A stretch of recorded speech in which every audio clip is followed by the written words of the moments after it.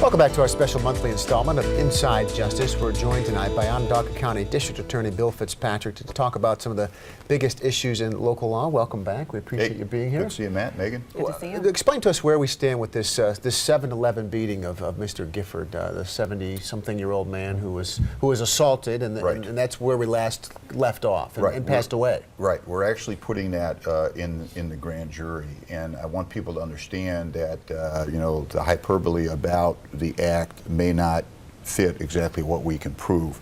I understand people are genuinely upset and absolutely understand why that is. But the question is, what particular crime do these facts fit? Is it a criminally negligent homicide? Is it manslaughter, first or second, or is it a murder? And clearly the facts do not point to a murder. There's two types of murder. There could be an intentional murder, and that doesn't apply, and the other is a depraved mind murder.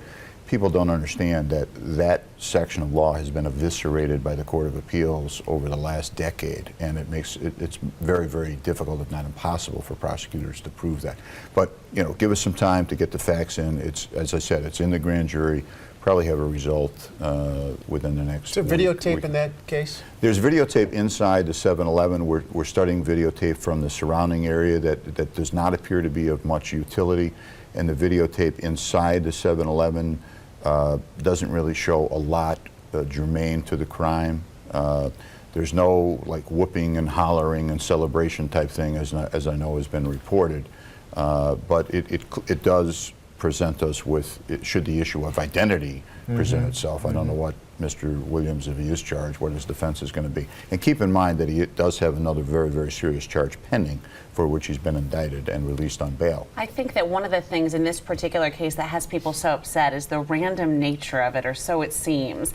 Oftentimes we'll hear of crimes where people with rap sheets, criminal histories, will attack someone also with a criminal history. But in this case, this poor man just seemed to be doing nothing wrong and got attacked. And I think that that's what's so hard for people to understand. Yeah, Megan, that's a very understandable reaction. And it says a little bit about us as a society, doesn't it? When you pick up the paper and you see two gang members shooting at each other in a particularly poor urban area, and you go and you don't have the effect that maybe we should. That it's still a life. It's a human being. It's a life. But you're absolutely right. This guy, by all accounts, was a decent, loved individual, and I got to be honest with you, a lot of homicide victims contribute to their demise in some way, shape, or form. I would say the majority of them do.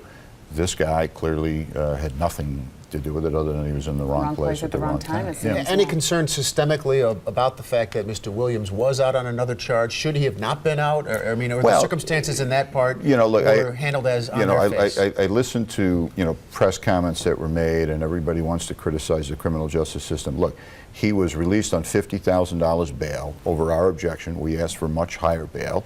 A judge set bail at $50,000. That is not an insignificant amount of bail. If we had gotten the higher bail that we requested, Mr. Williams might have made that bail. I don't know. But the system is, even though I've asked for it to be changed for 20 years, the system is you set bail based on the likelihood of a person's reappearance. And he is a teenager. And as I said, people are saying, he had all these charges, why is he out? Well, he was charged when he was 16, and he received youthful offender treatment, as most people do. The next gun charge he was in a car with 3 other people, one of whom we convicted at trial of possessing the gun in the car. So it would be a little disingenuous to then say that Mr. Williams was in fact guilty of possessing that gun. And then the most recent gun charge, he's been indicted for, and we will prosecute him, and we will be seeking the maximum sentence on that, and as well as the maximum sentence on whatever homicide charge, if any, he's indicted on. All right, well, we're going to continue our conversation in just a minute. And up next, we're going to talk to the DA about conjugal visits. There is now a push to end them across New York State. We'll get the DA's take on that when we come back.